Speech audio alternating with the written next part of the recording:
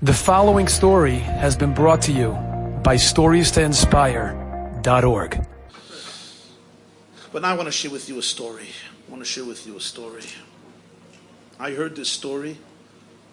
Mamish, it'd be hard for you to believe. 9:45 tonight, I was preparing to come here. And my phone rings. And I see Belgium. It's a call from Belgium. In Belgium, it's not so early now. It's pretty late in Belgium. Who's calling me from Belgium in the middle of the night? So I picked up the phone. Well, Yid introduces himself. His name is Rebbe YY Shapiro. YY Shapiro is a Yid from Antwerp, from Antwerpen, from Belgium. He lives in Belgium. And he told me that he wants to share with me a story. And this is not a story of Klei Chamishi, Klei Revi, Klei Shlishi, Klei Sheni. This is a story of Klei Rishon. It's a story that happened with him himself, and he told it to me tonight. I saw his Shabbos Slichus a few minutes before I came here.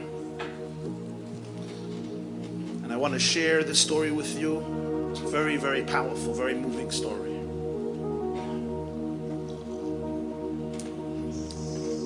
His mother, Rachel, came from a Satmar family. Satmar Chassidim, already back in Europe before the war. His father, Reb Naftali Herz, Zechrona Levracha, was a Talmud Muvik of the Damesek Eliezer, from Vishnitz. His mother was from Satmar, his father was from Vishnitz. He, all his life, davens in bells. So we have bells, Vishnitz, Satmar, Kolonik Yachad. And I'm telling the story.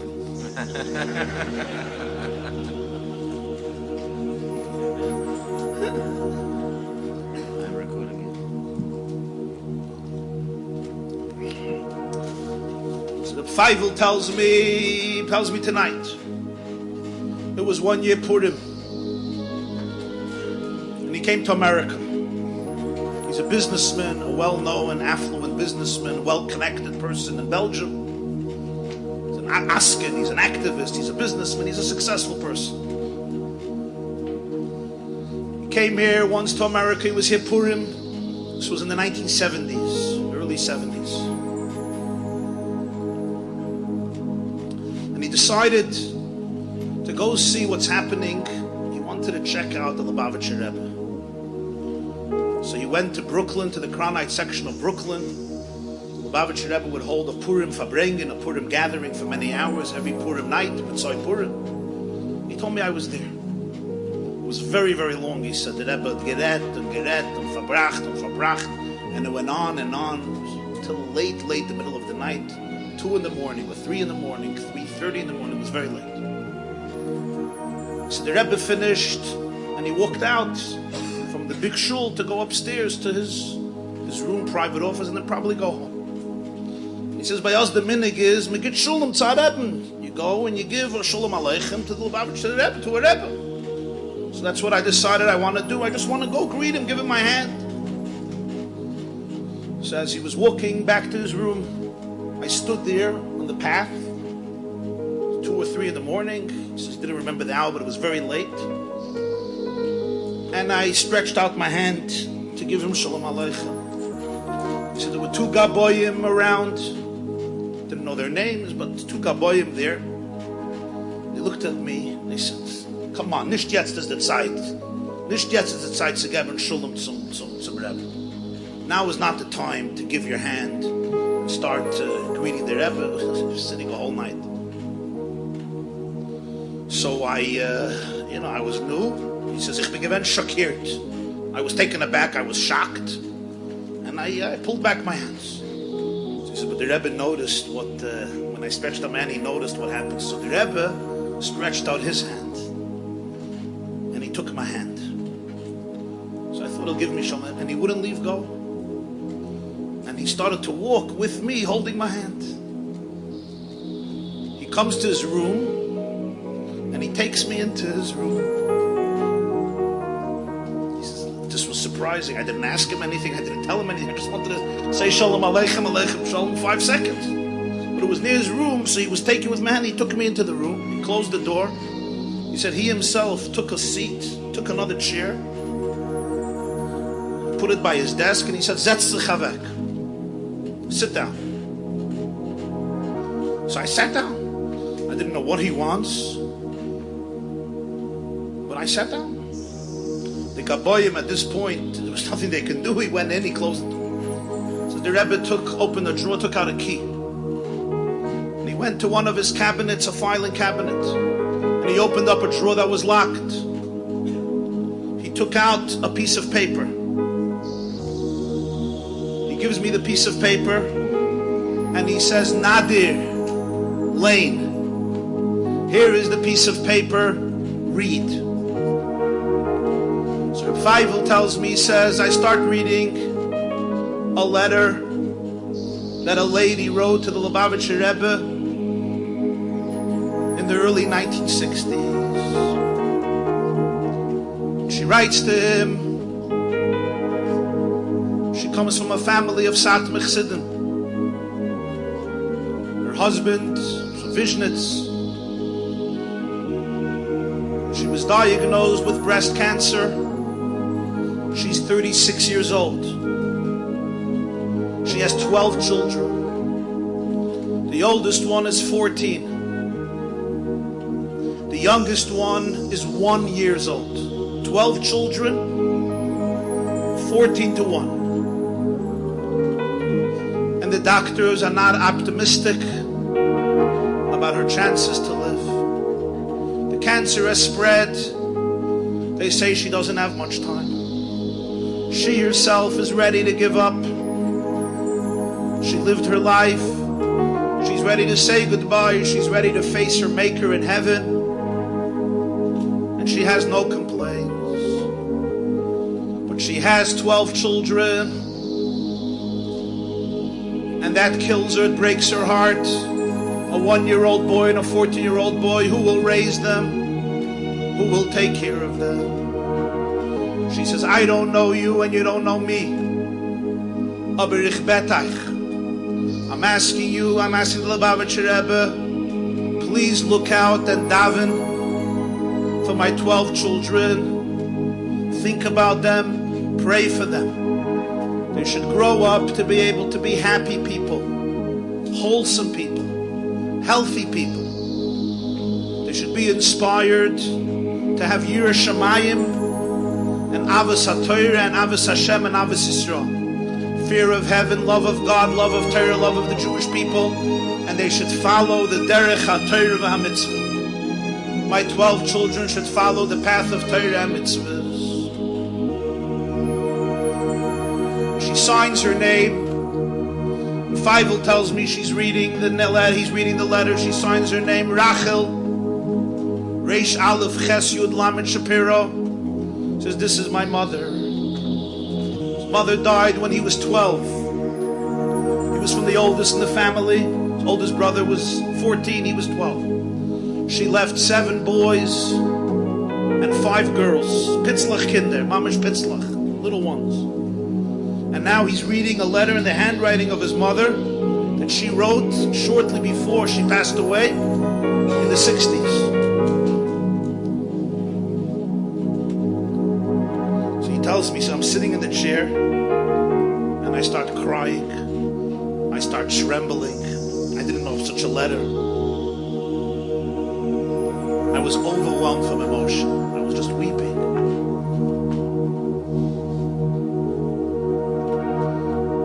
I finished reading. I look at the Lubavitcher Rebbe and I say, Ich will beten ein bakosha. I have one thing to ask you. Mom is gestorben so young. My mother died so young. I don't have much of her. Ich will nehmen den Brief mit mir. I want to take this letter with me. I want to have it. A letter that my mother wrote to you about her family, her children, her concerns. I want to have this letter. So Lubavitcher Rebbe said, Nay, no, I can't give you the letter. And I was startled. I knew that he's a Jew who receives tens of thousands of letters. Did he really need to hold on to this letter of another tragedy? Like, here's an orphan. I didn't have a mother so many years. I'm just asking for her letter. Like, I couldn't understand why he would care to part from this letter and just give it to his son when he showed me the letter. And he looked at me and he said, Jede Jahr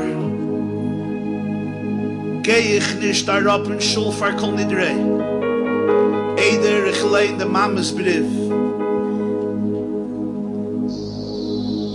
He said his language in Yiddish was ich kann nicht darauf gehen zu kol nidrei. Fardem was ich lein de Mama's brief. Every year in Kippur, I can't go down to Shul to daven kol nidrei Yom Kippur at night before I don't read your mother's letter. This letter has to stay here. Reb Feivel tells me the night after Purim, I stood up trembling. I walked out of the room. Then he tells me, Ich kann sich nicht moichel sein. He says, Rabbi YY, Ich kann sich nicht moichel sein ad hayoim. I can't forgive myself till today why I didn't say Lubavitcher Rebbe.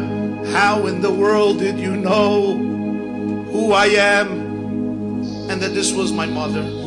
I came over to you after Purim, I gave you a hand. I can't forgive myself. Why didn't I ask him? How do you know it's me? Why did you take me into a room? How do you know to put the two together? I didn't even say my name. How did you know this? So I say, why didn't you ask him? Why didn't you ask him? He said, I was so overwhelmed from emotion. When he told this to me about Kol Nidrei, first seeing the letter, and then when he told me, I was speechless. But then when I went down, I said, oh yeah, I should have asked him. So I said to Feivel, how did he know? How did he know? And why did your mother write him a letter? So I can't tell you how he know what I say. He says, I guess, et gesehen Sachen was andere sehen nicht. Saw things maybe that other people don't see. He looked at me, he saw. Then he says, what happened was as follows. He says, my father was a starke student of the Damascus Eliezer. But when he came to Antwerp, he wanted a Chassidish minyan, there was bells, he went to bells. He used to come to America a lot. He was a successful businessman. He was involved in Macy's and other things. And he used to go visit the Helike Divrei Yoel, the Satmar of Schisse Yogan Alayni. He said, I enjoy speaking to him. Satmarov said, as a Kliga Yid, it's a smart joint. He told me he would spend hours. A few times he went to him, he spent a few hours with the Satmar Rebbe.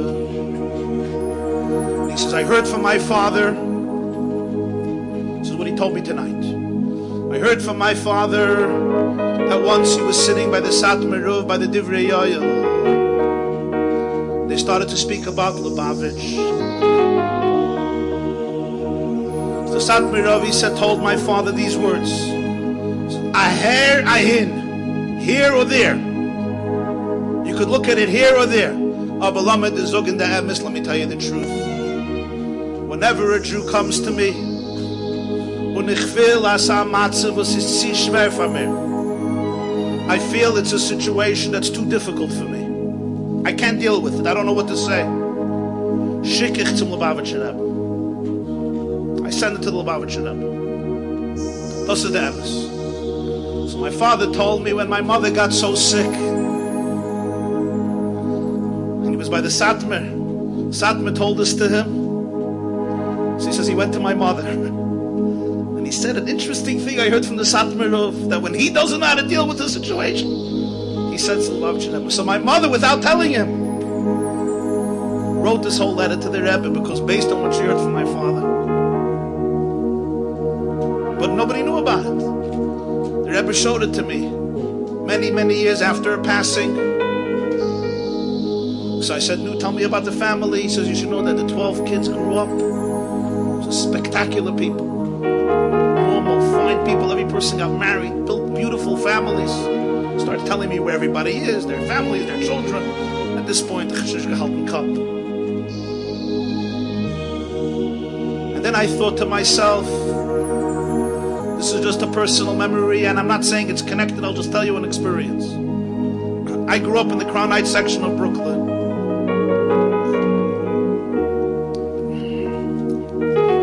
Lubavitcher Rebbe didn't have children, as you know. Erev Yom Kippur is the chaminik by Yidden that you bless your children. So he asked all the bachim of the yeshiva, all the students of the yeshiva, to come into his room, and he would bless them like children, like a father blesses children with birchas koyanim. And after birchas koyanim, he would add words. It was very, very emotional. I was there quite a few years as a yeshiva bacher. I can tell you it was one of the most emotional experiences of my life. The Rebbe would cry, the boys would cry. He would say the whole birchas koyanim, Yivarechecha Adonai v'yishmerecha Yored. It was very Yored Adonai panav elecha v'chunek. Yisa Adonai panav elecha v'yosem choshem. It was very, very emotional. After he would finish the bracha to the two boys, he was ready in his kittel, in his talis, everything. He would go back to his room for a few minutes, and then he would come down for Kol Nidrei. As a yeshiva bach, I was always curious why he doesn't go straight down to shul. What he does between the bracha to the students, to the Talmidim, and Kol Nidrei. I still don't know the answer. But when Feivel told me the story, I had a flashback of me asking myself, why the Rebbe doesn't go straight? He was already coming out to the boys. Why did he just go straight down to shul? But he told them, I don't go down to shul before Kol Nidrei, before I read this letter. And I thought to myself when I heard this tonight, that there's such a powerful story for each and every one of us. Why? Because every one of us in our own way has to be today a little Manig Yisrael, a little leader of the Jewish people. This was a Satmar family, a Belzer family, a Vishnitzer family. No connection to Chabad whatsoever. It wasn't part of the Rebbe's Kehillah, his Anshe Shloimaini. It's not part of his Chevre. He didn't know them, they didn't know him, at least on the surface. And yet before Kol Nidrei, the holiest moment of the year, the Rebbe felt he couldn't go down to shul before he took out every single year a letter of a mother asking him to daven for her 12 children.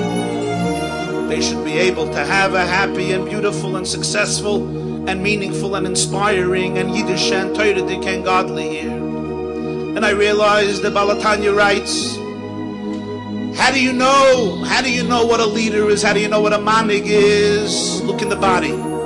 How do you know which part is the brain? How do you know that it's a brain? How do you know it's a healthy brain? The definition of a brain is that it feels every part of the body. If a brain says, this nail, I don't care about nails. This nail, who is he? A toenail? You want me to you're not a brain.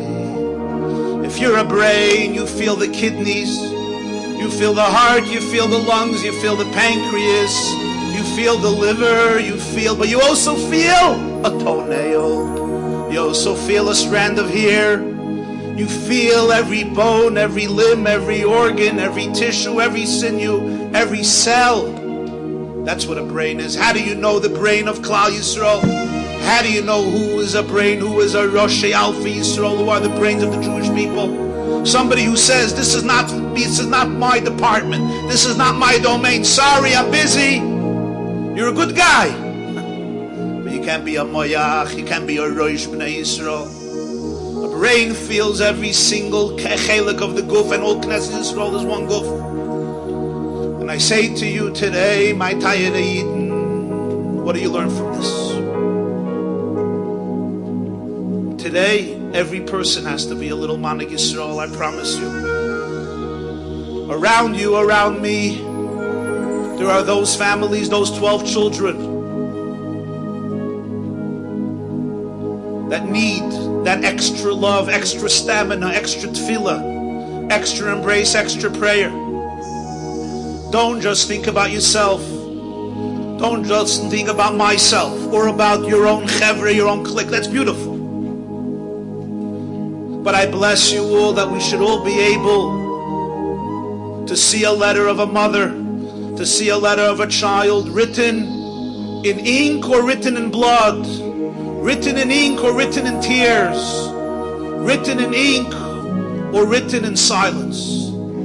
And to be able to know that I can't go down for Kol Nidrei if I don't care, if I don't reach out, if I don't open my heart to them. We can't afford to be selfish, to be narcissistic, to focus only on our own. Enjoyed this story?